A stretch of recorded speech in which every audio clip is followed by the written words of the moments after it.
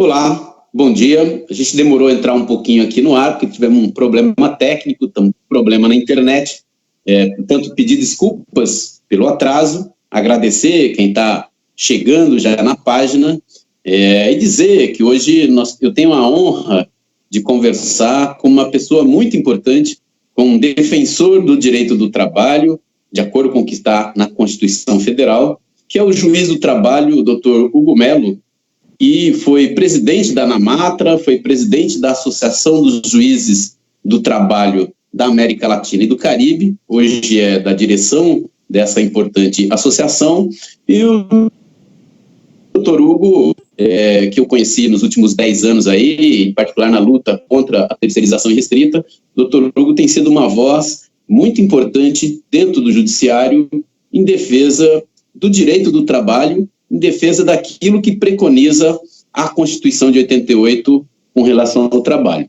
Então, hoje nós vamos fazer aqui uma conversa principalmente sobre a medida provisória 927, que o governo Bolsonaro editou aí do domingo para segunda. Na verdade, nós vamos ver que o texto daquela medida provisória foi escrito pela Confederação Nacional da Indústria, pelas grandes empresas que têm interesse de aproveitar essa crise para reduzir os direitos dos trabalhadores. Então, agradecer a todo mundo que já está nos acompanhando e um agradecimento especial, um bom dia especial ao Dr. Hugo e agradecer muito por estar aqui disposto.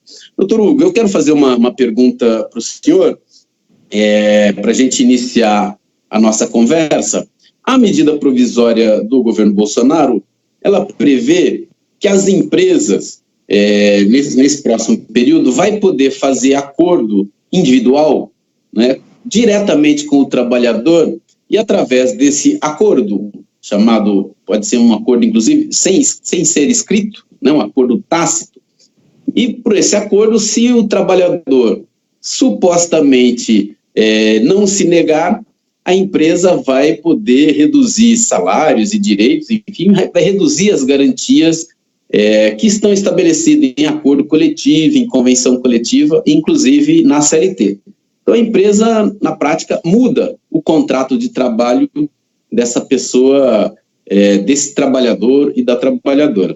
A pergunta que eu faço para o senhor, e já, além de comentar a medida provisória, a pergunta que eu deixo para o senhor responder tem algum trabalhador ou trabalhadora, ou qual trabalhador pode dizer para o patrão que ele não vai aceitar reduzir as férias, ou reduzir qualquer garantias, ou aumentar a jornada, ou mesmo reduzir o salário, como já estava na medida provisória, e provavelmente pode retornar para o texto da lei pretendida pelo governo.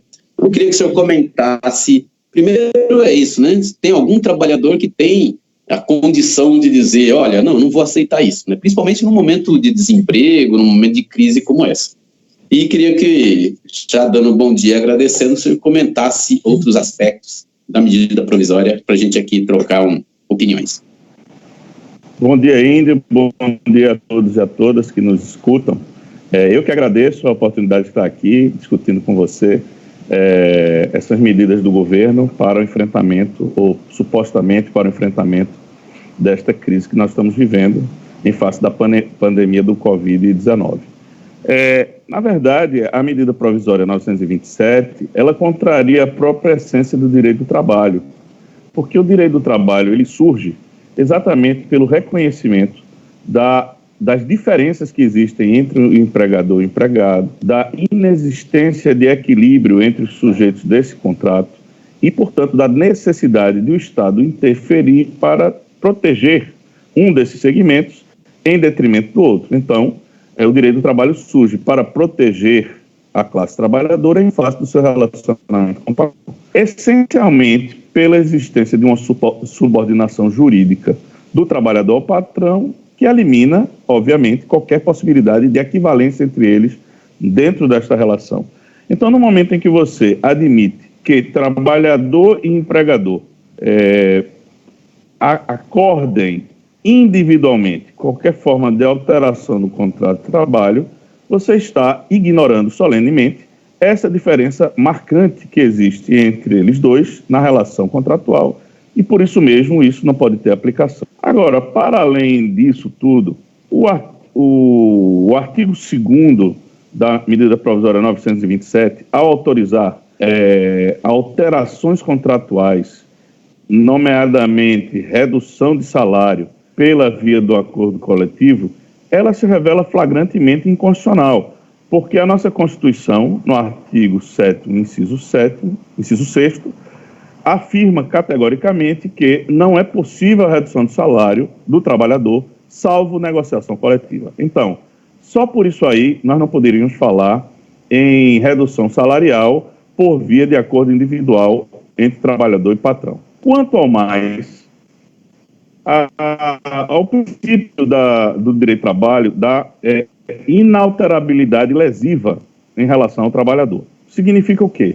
Depois de firmado o contrato, não é possível alterá-lo se dessa alteração decorrer prejuízo direto ou indireto para o trabalhador, ainda que ele formalmente consinta com essa alteração.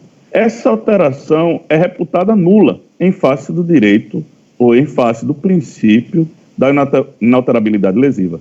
Portanto, esta medida provisória, no que concerne ao artigo 2º, é flagrantemente contrária ao princípio da inalterabilidade lesiva e, por isso, não pode merecer aplicação.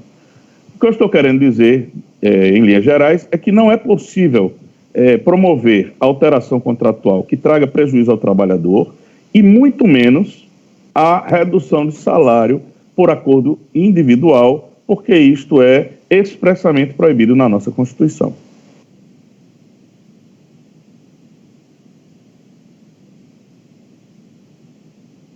Desculpa ainda, eu não estou te escutando. Não, ninguém estava me escutando, porque eu estava com... não, acho que ficou muito claro a explicação que o senhor deu sobre a determinação constitucional. O governo, enfim, infelizmente, nós tivemos uma reforma trabalhista, uma lei, né, uma mudança na lei, que também afronta a Constituição, né? Nós tivemos várias alterações legislativas no último período que afronta princípios constitucionais e mesmo assim estão valendo. Então, acho que a explicação do senhor é muito objetiva, né? É o que diz a lei, mas nós sabemos também que há toda uma estrutura do legislativo e do próprio judiciário que tem dado guarida a medidas legislativas que agridem o texto constitucional, né? Nós temos defendido, doutor Hugo, e já vínhamos defendendo desde o início da semana anterior, em função da experiência internacional, que a gente tivesse uma quarentena geral, né, no país. O exemplo da Itália é muito importante, né? A demora com que o governo italiano determinou um confinamento, enfim, a paralisação das atividades, da circulação das pessoas, está custando milhares de vidas todos os dias, né? Centenas de vidas todos os dias. Então, nós temos defendido aqui que nós vamos ter uma quarentena geral, né, que ninguém deve sair de casa, exceto aquelas pessoas que trabalham em atividades essenciais, como o nosso valoroso pessoal da saúde, da limpeza, né, que é fundamental, da segurança pública, da indústria de alimentação, enfim, daqueles setores da indústria farmacêutica que precisa produzir os remédios, enfim, de toda a estrutura necessária dos bancários que paga lá o benefício da Previdência, ou benefício assistencial fundamental.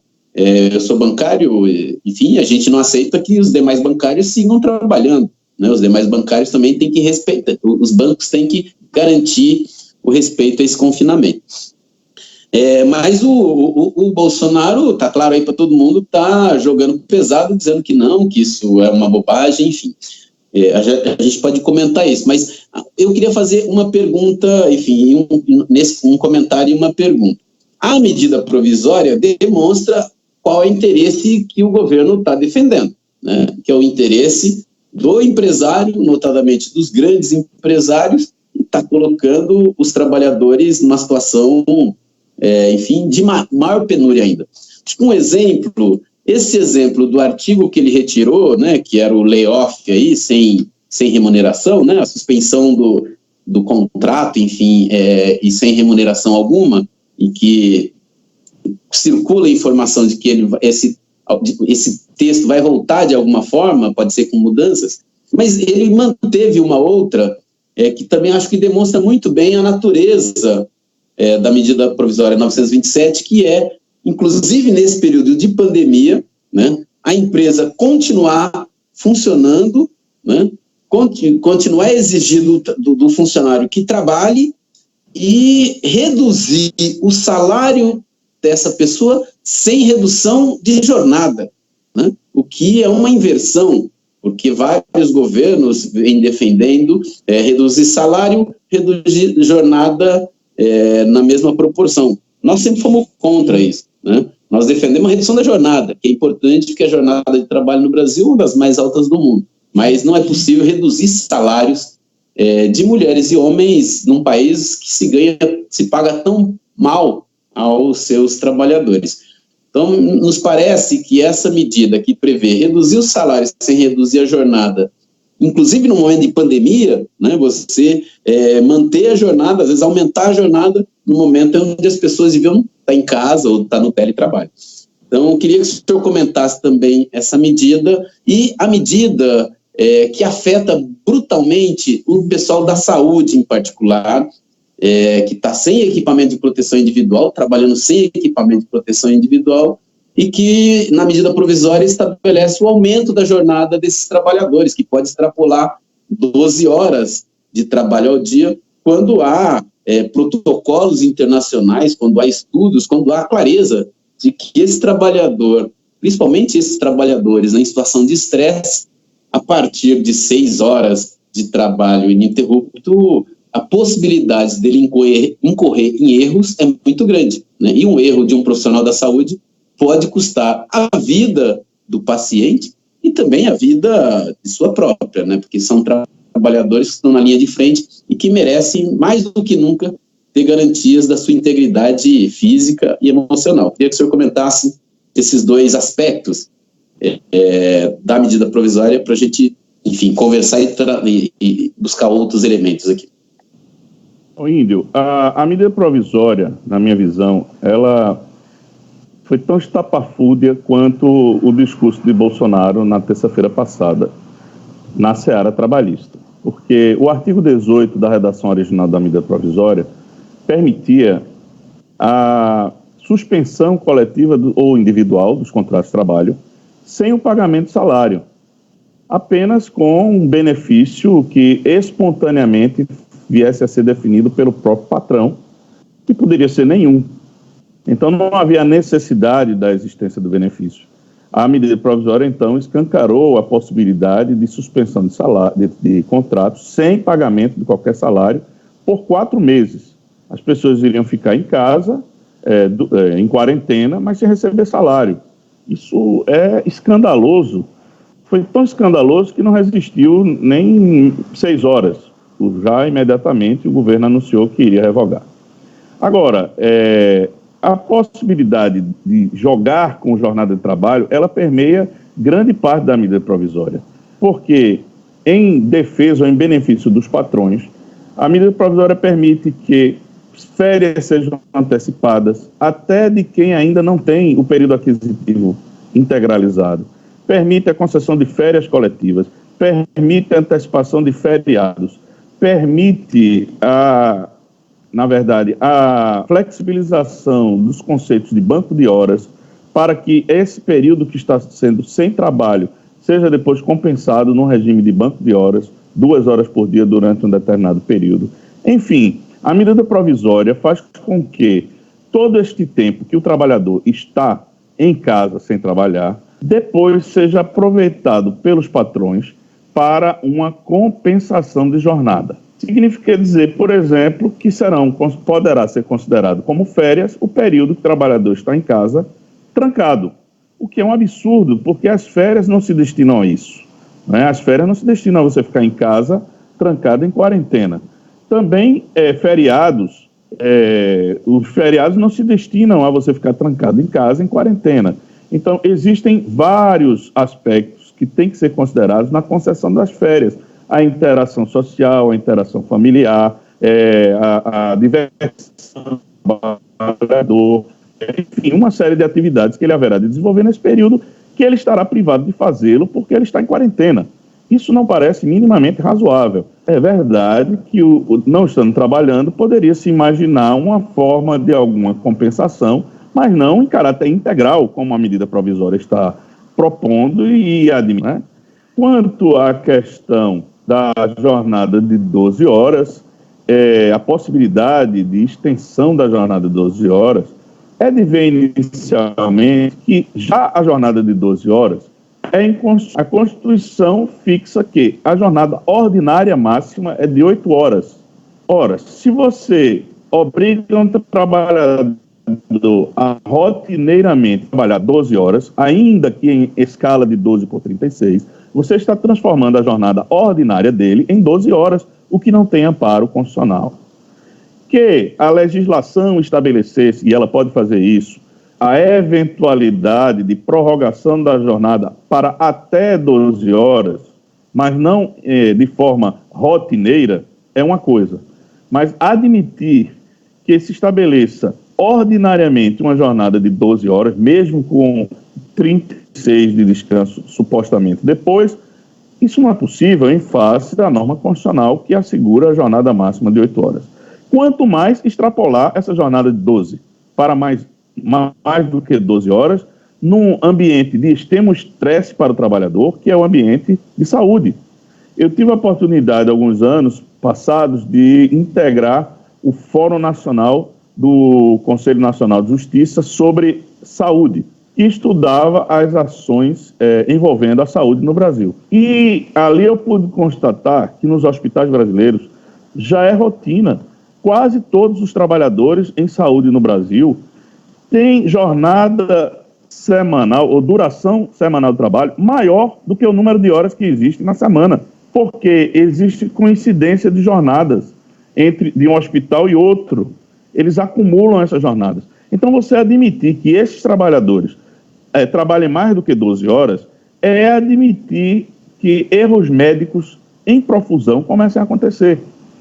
Muito bem, num momento como este, todos os recursos humanos na área de saúde devem ser utilizados para o enfrentamento da crise, mas eles devem ser utilizados de forma racional para impedir que um só trabalhador extrapole uma jornada razoável de trabalho por força das próprias limitações fisiológicas desse trabalhador, que a partir de determinado momento estará, sem sombra de dúvida,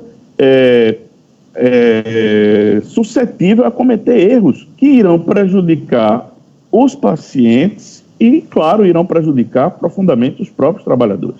Então é preciso que haja uma utilização racional dos recursos humanos sem sobrecarregar os trabalhadores da área de saúde com jornadas extremamente prolongadas como estas que admite a medida provisória 927.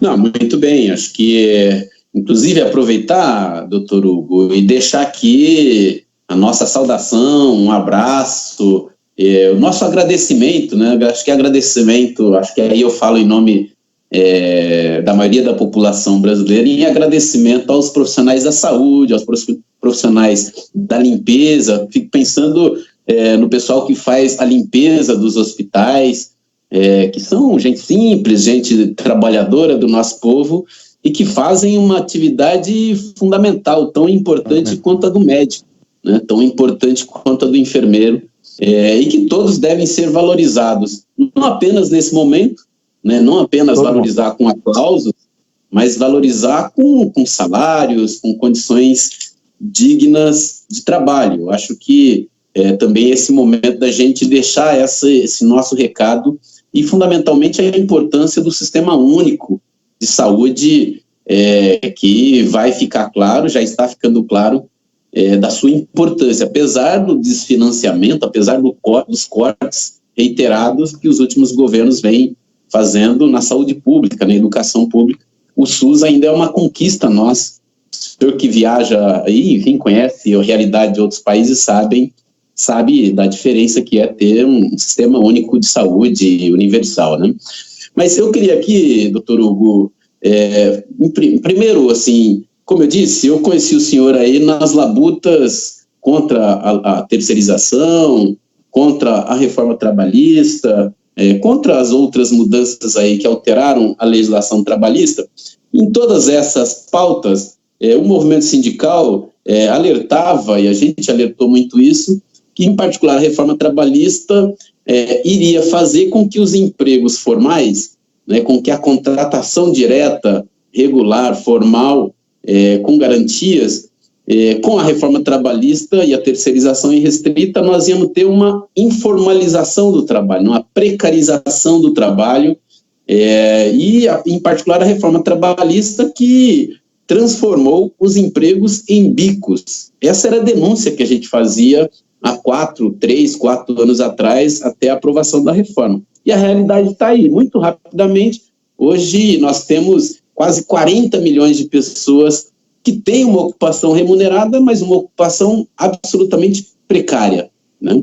Muitos pejotizados, os trabalhadores por aplicativos, terceirizados, contratados como MEI, enfim, formas de burlar o contrato de trabalho, de burlar a legislação trabalhista. O fato é que a mídia defendeu bastante essa reforma trabalhista, o governo, enfim, e nós temos hoje 40 milhões de pessoas que vivem na informalidade. Nós temos defendido com muita determinação, e achamos que essa é a grande questão no momento hoje, que esses trabalhadores que estão na informalidade, ou aqueles que estavam no desemprego, ou aquelas famílias que não contam com nenhuma renda formal, precisa ter uma renda, né? Principalmente agora, e não pode esperar a semana que vem, porque o trabalhador autônomo e o trabalhador individual, às vezes ele ganha hoje para pagar o de ontem, né? Então, se ele não trabalhou essa semana, ele já não tem como pagar as despesas que ele tinha e não tem como colocar alimentos e remédios e as necessidades básicas em casa. Então, nós estamos defendendo que todas as pessoas, todas as famílias que estavam no trabalho informal e que não têm uma ocupação formal, tenham que ter uma renda básica, uma renda de um salário mínimo. Esse debate, inclusive, hoje vai pegar no Congresso Nacional. Essa semana é um dos temas mais importantes que a gente tem feito pela Intersindical, pela Frente Povo Sem Medo, juntamente com as demais centrais sindicais, enfim, e os setores populares e as entidades também ligadas ao mundo do trabalho.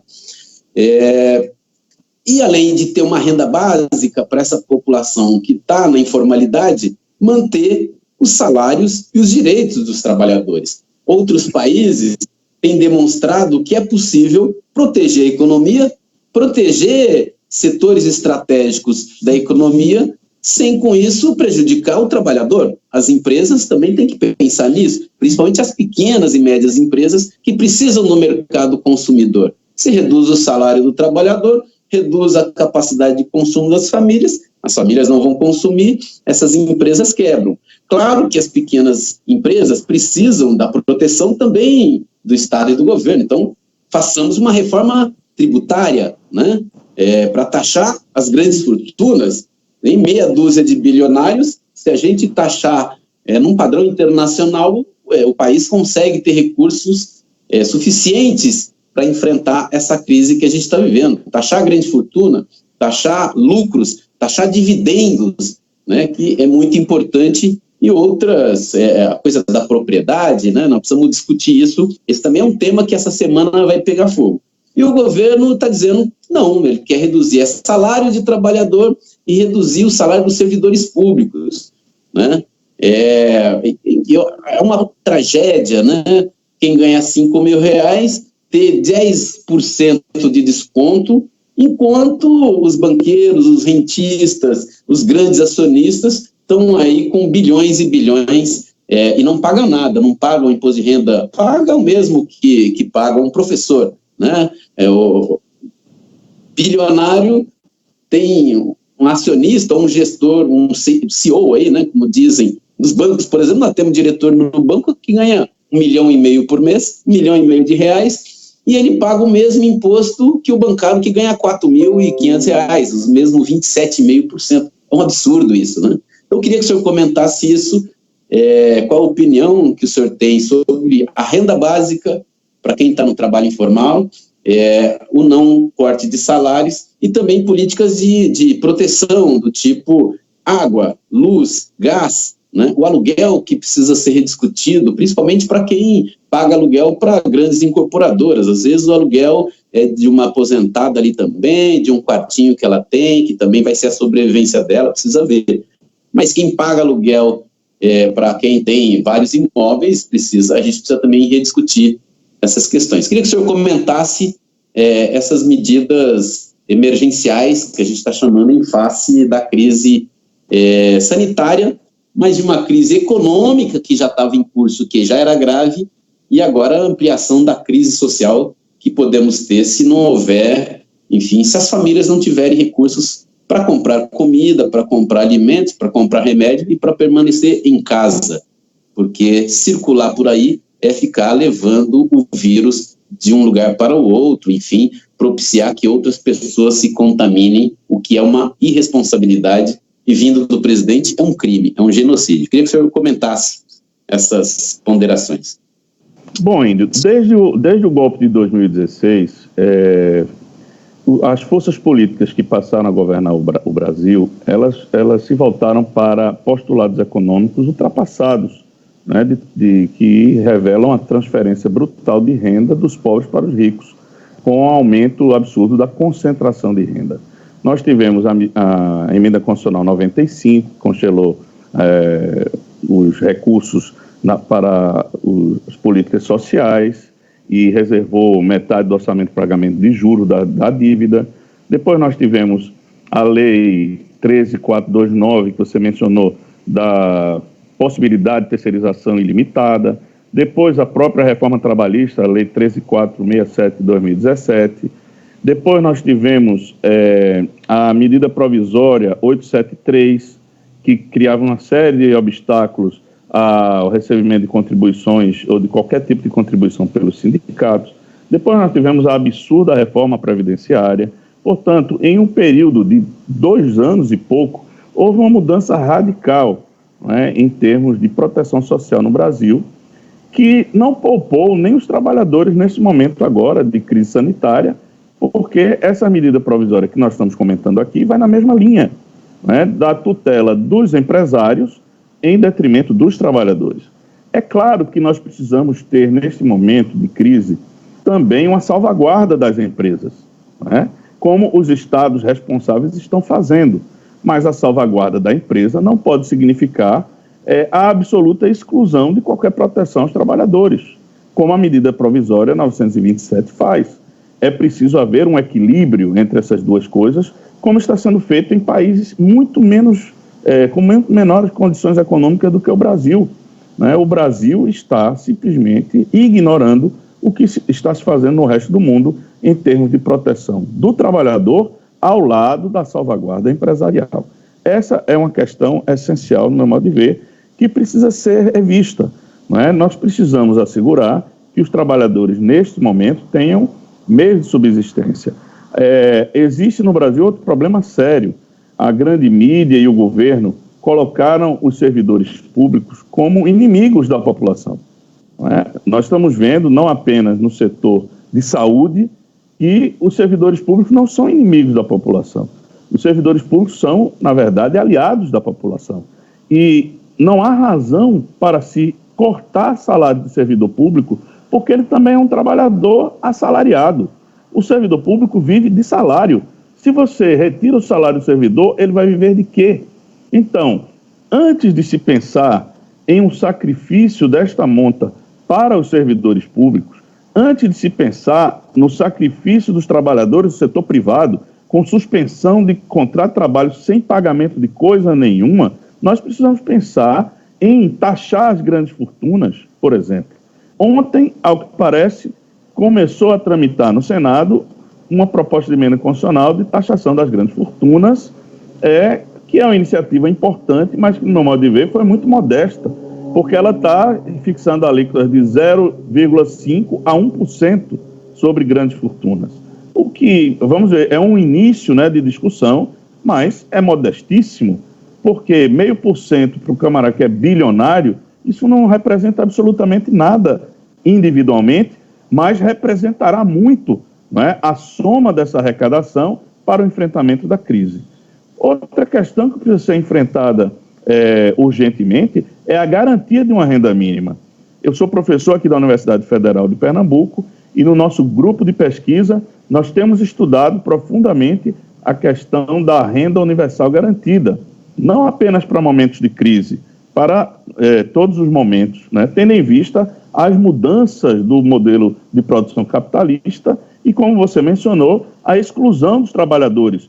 Temos 40 milhões de trabalhadores informais e temos outros 12 milhões de trabalhadores desempregados. Então, a maior parte das pessoas economicamente ativas hoje, a maioria dessas pessoas não tem uma garantia, não tem garantias trabalhistas e muitas vezes não tem uma garantia de rendimento mínimo para a sua sobrevivência.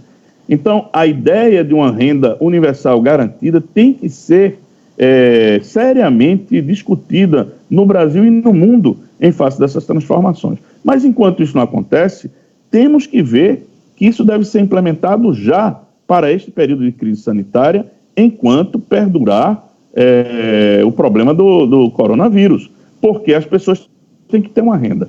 Também soube que ontem houve a apresentação pelos partidos de oposição de um projeto de lei que garante R$1.000 e poucos para os trabalhadores, para as pessoas em maior vulnerabilidade, e que já teria havido um aceno do presidente da Câmara no sentido de que isto vai ser aprovado. Então, a despeito dos esforços do governo em garantir apenas a salvaguarda das empresas, parece que o Congresso Nacional, nesse momento, será mais receptivo a iniciativas deste tipo, que vão, a um tempo, tirar de quem realmente tem dinheiro e que pode, neste momento, contribuir, e, de outro lado, entregar àqueles que necessitam de forma mais emergencial por sua condição de vulnerabilidade.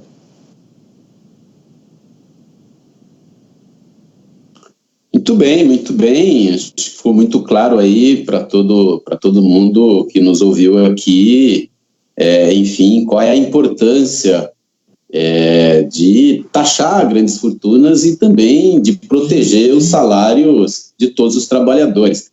Lembrando que é muito difícil, doutor Hugo, no Brasil, a maioria das famílias, e a maioria das famílias no Brasil é de gente pobre, né, da classe trabalhadora, sempre tem alguém que depende, às vezes, da aposentadoria da avó ou do salário formal do pai, né, enfim, e nesses momentos de crise, os salários de alguém que até está com uma situação mais equilibrada ajuda a conformar aí um colchão de solidariedade entre as famílias. Na minha família está assim, a gente está fazendo um esforço para que todo mundo, enfim, não passe necessidades, né? Porque minha família é de pessoas simples, bastante, e que praticamente todo mundo no trabalho informal.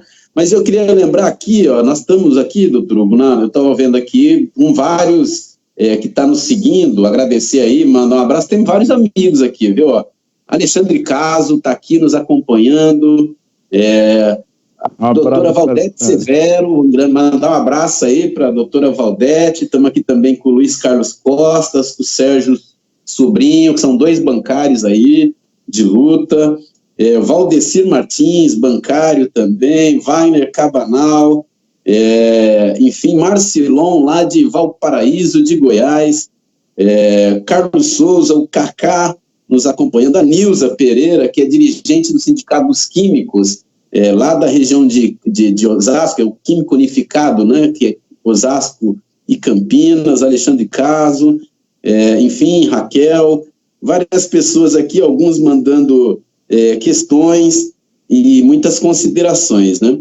Amanhã, doutor Hugo, e lembrar também a quem já nos assiste, enfim, a quem está entrando na live agora, amanhã nós vamos entrevistar o Guilherme Boulos, que é dirigente do MTST, da Frente Povo Sem Medo, e a gente, nós pela Povo Sem Medo, né, Intersindical, MTST e a Povo Sem Medo, nós temos participado dessas conversas com a bancada de oposição.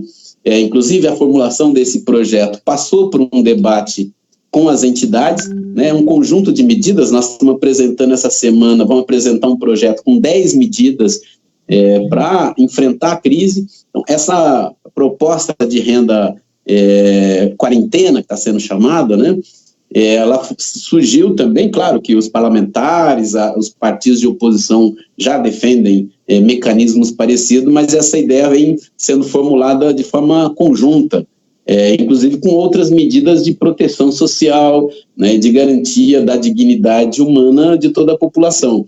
Inclusive, essa questão também da taxação das grandes fortunas vai constar do projeto e vão ter várias iniciativas de pressão para pressionar o Congresso Nacional. Porque, como o senhor disse, o Congresso Nacional, nos últimos 4, 5 anos, foi de um ativismo parlamentar contra os direitos trabalhistas impressionante. Né? O que houve no Brasil foi um processo de desconstituinte, né? Desconstituir as garantias, ferindo o princípio constitucional da dignidade da pessoa humana, da valorização do trabalho, do não retrocesso social, que são princípios orientadores da Constituição de 1988 e que foram simplesmente solapados para atender aí ao interesse do capital. E o resultado, eles prometiam um emprego. Acho que isso eles fizeram tudo isso em nome de que vai ter emprego. Fizeram a reforma trabalhista prometendo milhões de novos postos de trabalho. Fizeram a terceirização irrestrita prometendo milhões de postos de trabalho, dizendo não, assim os empresários vão fazer investimento, vai atrair o capital internacional.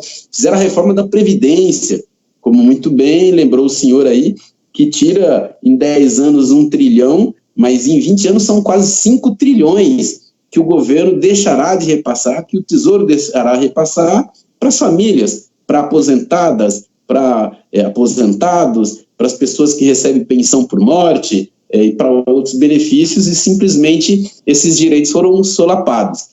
E o resultado foi o que a gente já via antes dessa pandemia, porque lembrando, a economia brasileira já estava numa paralisia brutal, a atividade econômica caiu brutalmente. A gente tem dito aqui, o nosso diagnóstico é porque houve um corte brutal nos investimentos do Estado, nas compras do Estado, no investimento na saúde, na educação, na infraestrutura, né? E esse investimento do Estado ele é fundamental, porque ele cria demanda, né? Ele vai lá e compra, você ativa a economia. E o principal motor da economia brasileira nos últimos anos é o consumo das famílias. 70% do incremento do PIB foi resultado do consumo das famílias, pelas políticas de transferência de renda que houve no governo Lula e Dilma, pelo Bolsa Família, pela melhoria do salário mínimo, pela transferência de renda, pelo crédito que cresceu bastante. Enfim, essas questões são fundamentais para a gente manter a economia funcionando. Mas quero aqui agradecer e convidar todos aqui que têm nos assistido. A gente tem feito, doutor Hugo, aproveitando esse período de confinamento, a gente tem feito essa transmissão ao vivo todos os dias, de segunda a sexta, sempre ouvindo aí um convidado. No dia de ontem a gente conversou com Júlio Tostes, enfim, que o senhor conhece, e que conversou com a gente, tratou da situação de Portugal, tratou aí, enfim, da situação, da importância da presença do Estado na economia. Já falamos aqui com o Gilberto Maringoni também, que nos trouxe aqui elementos muito importantes para a gente entender, em particular o papel do Estado, né, políticas para sair dessa crise. Falamos com a Maria Aparecida Cidinha, lá da Itália, que contou a tragédia que ela está vendo. A gente começou esse processo conversando com o Dr. Gonçalo Vecina, que é criador da Anvisa e professor da Faculdade de Saúde Pública. Então, a gente quer agradecer muito, antes de passar aí para dar suas contribuições finais, enfim, ficar à vontade também, agradecer muito ao Dr. Hugo. Acho que essa conversa ajuda bastante a esclarecer, né, e, enfim, queremos contar com tua participação outras vezes, agradecer demais aí essa disponibilidade, né, e dizer que amanhã é o Guilherme Boulos. Na semana que vem, doutor, nós vamos entrevistar aqui 5 mulheres, né, uma por dia, Vamos começar com a deputada Andréia de Jesus, deputada estadual lá de Minas Gerais, que é uma mulher negra, jovem, lutadora, foi empregada doméstica, foi faxineira, né, gente do povo, né, assim, uma figura que o senhor conhece, né? Vamos entrevistar a Andréia de Jesus na segunda, depois vamos entrevistar, enfim, a doutora Maria Maeno, que é médica do trabalho, que vai falar para a gente diversas coisas. Na terça-feira vamos entrevistar a Andréia, que está lá nos Estados Unidos, ela é atleta, e foi para os Estados Unidos participar de uma competição, e está lá nos Estados Unidos, não consegue voltar, a competição que ela ia participar foi cancelada, e ela vai contar para a gente como é que ela está vendo a situação lá, o que ela está vendo, que ela está conversando com os parentes dela lá. Então, na segunda-feira, Andréia de Jesus, na terça-feira, Andréia, na quarta-feira, a doutora Maria Maeno, na quinta-feira, vamos conversar com uma dirigente do Sindicato da Saúde, que é enfermeira, que vai contar para a gente a situação já tensa que está nos hospitais, enfim. E na sexta-feira, vamos conversar com uma dirigente muito importante, companheira Berna Menezes, que é da direção nacional do PSOL, da executiva do PSOL, que vai conversar com a gente. Então, quero agradecer aqui de novo, chamar todo mundo a acompanhar essas lives, agradecer, doutor Hugo, e posso deixar aí a sua consideração final, a sua fala final. Agradecer demais, muito importante. Eu queria ainda, antes de tudo, mandar um abraço para o meu amigo Alexandre Caso, mandar um grande abraço para minha amiga e Odete Severo, que tem tido um papel muito importante na defesa dos direitos dos trabalhadores, agora como presidente da Associação dos Juízes para a Democracia. E queria, para encerrar, comentar o que você mencionou. Nós que, como dizia Brizola, nós que estamos vindo de longe, nós sabemos que essas medidas de austeridade que são adotadas, com redução de direitos sociais, nunca aumentaram o emprego, nunca aumentaram a massa salarial. Pelo contrário, o resultado sempre foi o oposto. Nós acompanhamos na década de 90 todas as alterações promovidas pelo governo Fernando Henrique Cardoso, que levaram a taxa de desemprego de 13% e uma redução da massa salarial nunca vista antes. Aliás, esses primados econômicos da Escola de Chicago, eles não funcionaram em lugar nenhum, né? Como você diz, a necessidade de investimento público é essencial, especialmente num país em que o PIB é formado basicamente pelo consumo das famílias. E eu estou de pleno acordo com você, mas o nosso governo está fazendo exatamente o contrário. O nosso governo está na contramão, inclusive, do que os organismos financeiros internacionais vêm recomendando. Eles já abandonaram essas estratégias da Escola de Chicago. E nós aqui insistimos nisso, especialmente com o nosso ministro da Fazenda, o ministro da Economia, que é, como se diz por aí, Chicago Boy, e quer implementar aqui no Brasil esses postulados econômicos ultrapassados. O resultado é este que você mencionou: maior desemprego, redução de salário, transferência de renda dos pobres para os ricos, concentração de renda, etc. Na área trabalhista, nós tivemos essa hecatombe, né, de reformas quase que semestrais. Acharam pouco a reforma de 2017 e vieram com medidas provisórias em 2018, 2019, e mesmo agora, num momento grave como este, ao invés de garantir a subsistência das pessoas e das famílias, eles estão propondo medidas que são, ao contrário, de retirada dessas garantias. Oxalá o Congresso Nacional seja mais sensível, né, às necessidades da classe trabalhadora e possa produzir, nesse momento de crise, os resultados ou as medidas emergenciais de que nós estávamos falando aqui. Encerro parabenizando, Índio, pela iniciativa. Eu tenho acompanhado algumas das suas conversas aqui nesses últimos dias e pretendo estar às 10 da manhã nos próximos dias ouvindo essas pessoas que você mencionou, que são muito importantes, realmente tem muito a nos dizer nesse momento de crise que nós estamos vivendo. Então, eu reitero meu agradecimento, obrigado e até uma outra ocasião. Não, muito legal, muito legal. Pô, você assistindo aí, pra gente é uma honra. Quero aproveitar aqui também, mandar um abraço lá pro Osmar Negreiros, pro Valdecir. Eu tô aqui, não consigo ver o nome de todo mundo, viu, gente? Desculpa aí alguns que eu não consegui, já tinha falado na Valdete, né, no Alexandre Caso, na Raquel. Mandar um recado aí para todo mundo que nos assiste. Tem muito bancário aqui, professores, enfim, a população, vários, né? Mandar um recado também para quem nos assiste lá de Jaú, de Hortolândia, de Promissão, de Dois Córregos, tem gente da minha família aí também, e mandar um recado aí para todos que nos seguem aqui, né? Pedir para ajudar aí, compartilhar com os amigos, fazer que essa informação chegue mais longe, né? Até porque a gente começou essa live essa semana, ainda a gente nunca tinha feito live, eu tinha feito algumas lives, mas de manifestação pública, essa coisa, né? Mas não para conversar assim diretamente, então não tem um costume, né? A nossa página até que tem uma boa interação, mas nesse horário, não é um horário ainda, as pessoas se acostumaram, então agradecer demais.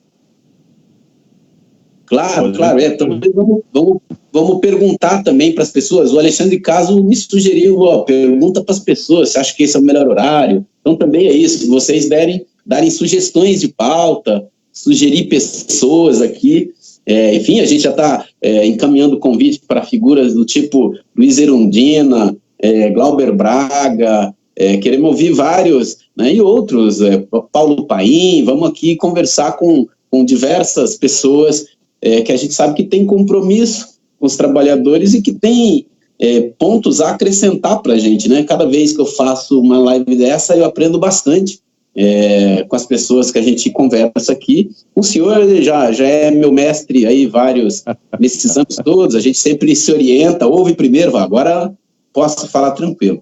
Mas agradecer demais, um abraço aí, você está em Recife, né? Esse povo maravilhoso de Recife. Temos aí companheiros nossos aí, lá do Simpol, mas tem gente no movimento popular, né, ambulantes. Abraço para o Recife, abraço aí, doutor Hugo Melo, que além de juiz do trabalho, foi presidente da ANAMATRA, da Associação dos Juízes Trabalhistas, também é professor da Universidade Federal do Pernambuco aí, e já conheci alunos teus que falaram, caramba, você conhece o doutor Hugo? Eu conheço, tenho... Eles falaram, nossa, é o melhor professor que essas pessoas, que eu vi na universidade. Muito bom, parabéns, muito importante saber que num judiciário tão controlado pelo poder econômico, tem pessoas que se orientam e se comprometem com o que está na Constituição Federal, né? Não é nada diferente do que está na Constituição Federal, mas que isso é muito importante. Porque o direito do trabalho só se realiza também se o trabalhador que chega ali vê seus direitos respeitados, né? Agradecer demais essa contribuição que o senhor deu aqui e por tudo que o senhor vem fazendo aí pela classe trabalhadora. Sem dúvida nenhuma, se a gente tivesse um judiciário com figuras como o senhor, a situação dos trabalhadores seria muito melhor e as empresas iam respeitar mais o trabalhador, né, durante a vigência do trabalho, do contrato, para não deixar chegar numa ação trabalhista. Muito obrigado, bom dia aí, aproveite o confinamento. Bom dia. Né, e vamos trocar aqui mensagem, manda os artigos aí para a gente publicar, vamos publicar aquele artigo lá na Intersindical, até a turma aí, vamos publicar o artigo aqui do Dr. Hugo, e tudo que você tiver aí, doutora Valdete também, eu não sabia que estava presidente da Associação Juiz pela Democracia. Então, a JD deu um salto aí muito legal, já tem uma turma muito boa, né? Enfim, eu conheço os outros, mas a doutora Valdete é outra referência muito importante. Um abraço a todo mundo, agradecer a quem esteve aqui conosco, continue compartilhando. Eu não consegui falar de todo mundo aqui, mas, enfim, me penitencio aqui, quero deixar um abraço e um agradecimento muito grande à turma que está lá em Santos, na Baixada Santista, em Osasco, Campinas, Guarujá, São Paulo, enfim, agradecer a todo mundo. Bom dia, hoje vamos ficar ligados, hoje é dia de defender renda básica de cidadania para todo mundo, nenhum desconto, nenhuma redução de salário, né? O governo tem que agir para impedir o crescimento da pandemia, leitos de UTI, EPI para os trabalhadores, integridade física, e nós vamos atravessar essa crise com preocupação com os cuidados, mas também com felicidade no coração, dizer, eu quero que a gente vai sair aqui mais forte, com um SUS mais preparado e com um sentimento de solidariedade entre o nosso povo, que é fundamental, a solidariedade e a vida acima do lucro e acima dos interesses mesquinhos. Muito obrigado, doutor Hugo. Grande abraço aí, muito satisfeito com esse espaço.